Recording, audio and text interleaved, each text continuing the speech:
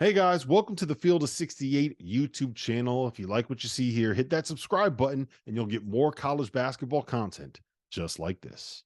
And Marquette ended the night with one of the best Big East tournament games that I've been to, 71-65 in overtime. We all thought we got a buzzer beater out of it, right?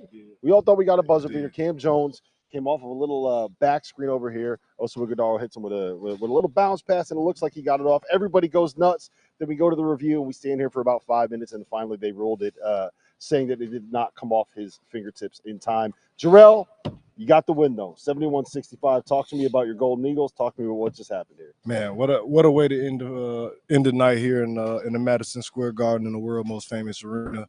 Like you said, it was just an awesome ending. First off, I'll say major shout out to Shaka. The end of game play calling was impressive. I liked the long pass down court and then using that last time out, and then just kind of like the blast action that they ran at the end, getting that last look for Cam was it was a really good draw up, and he was able to look like he got it off his hand in time.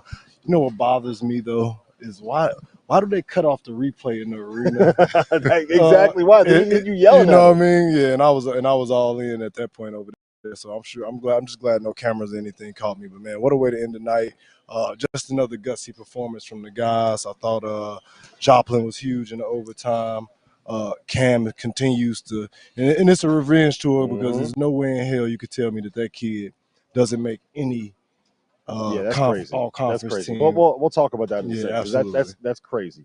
Dwight, one of the reasons why they don't put the replays on the big scoreboard is because crazy Marquette fans like Jerel over here. I got a couple of videos of him watching the game, reacting to the game.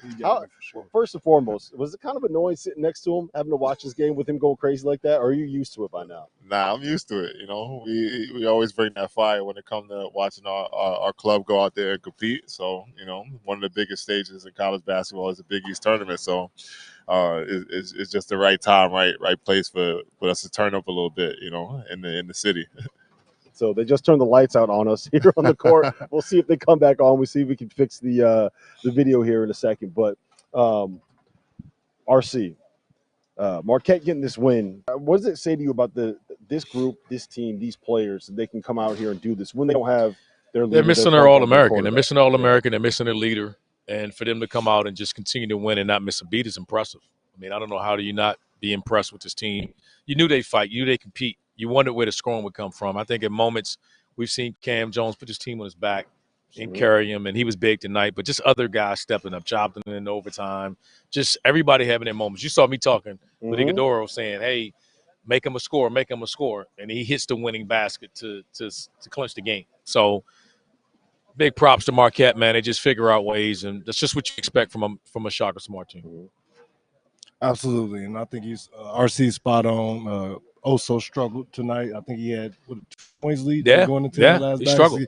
And how about the confidence in Shaka though? Because that was a play design, a little misdirection, some fake handoffs. Like he was that play was drawn up for him to try to go at Dixon one-on-one, and he was able to get a big one to go in late for him too, man. So just a gutsy performance overall, man. This team is so fun to watch, and I saw Tyler Kolek with ankle socks on, so he wanted to be out there. I think that was a good sign. Yeah. I think he had on no shows tonight on the bench. I think it was a good sign for possibly tomorrow. How bad did he want to be out there? You could tell. I mean, in this time of the year, you never want to be off on the side of the floor while your team's out there competing. So I think he probably itching. You know, I guess we see what it looks like the rest of the tournament if he decides to make a little showing before we get to the big tournament. You know, so. Looking forward to seeing if he gets back out there, but they're very gutsy performance by the team tonight. What do you guys think of Shaka and what he's done for this program over the course of like the last, what has it been here, 3 years now, 4 years? Yeah, I mean, I can't speak enough to it. Just even as a fan and at times being an alum, you feel a little bit too connected to the program, even though you have it. I'm saying as you feel that way sometimes. Like I might be a little bit too connected But it's been fun, man, just seeing him reignite, the basketball program, the fan base, and college basketball is such a special thing, man. Well, fit is everything. That's it. Man, He fits it. Could it be like? I don't think there is a better fit right now, man. And it's just been fun to watch, man. He's been great with all us former players. He reached out to us right away after he got the job and just started building those bridges and just making those connections with us, man. So I love being around him. I love watching those guys play, and it's just it's fun to follow and watch, and it makes you proud as a former Golden Eagle too. So. Yeah, for sure. I love Shaka. I've loved him back since when he was, way, way earlier before Texas at VCU, at those days when he was grinding and coming up. So when we hired him here, after the lulls, with the last coaching staff and everything, I think that it was the right person to put into place to kind of ignite that passion.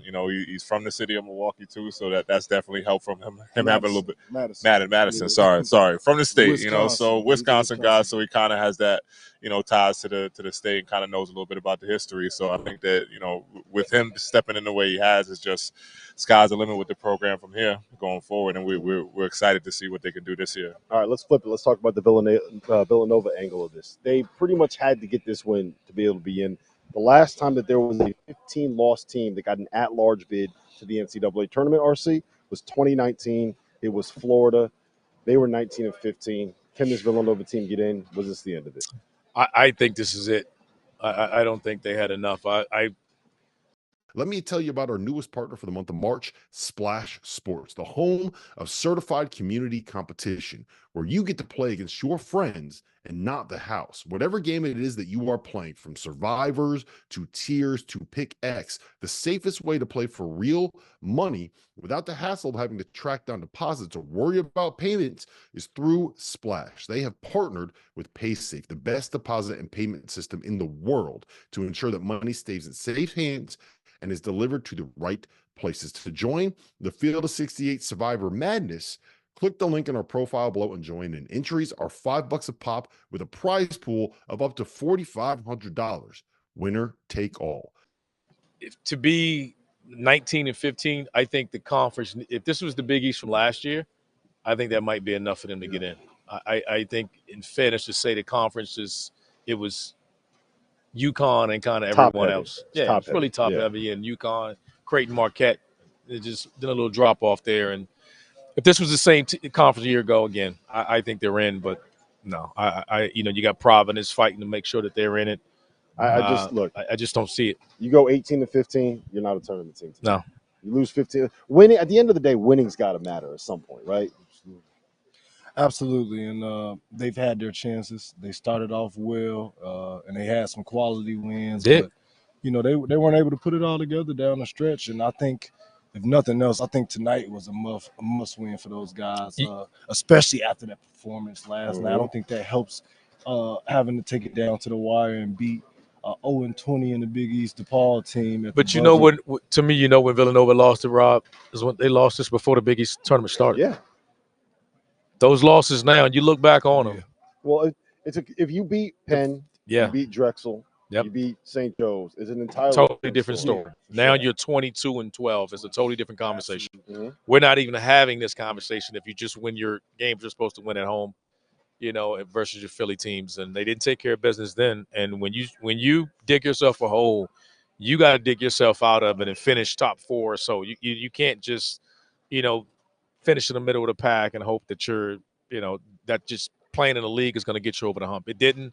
They lost this before Big East even started. They just weren't able to climb out the hole. Yeah. All right. We'll talk about Kyle Neptune at a different day. We have too much to get to. Thank you for watching the Field of 68. If you've enjoyed what you've seen here, hit that like button, share this link with your friends, or check out the description for some other places that you can consume Field of 68 content.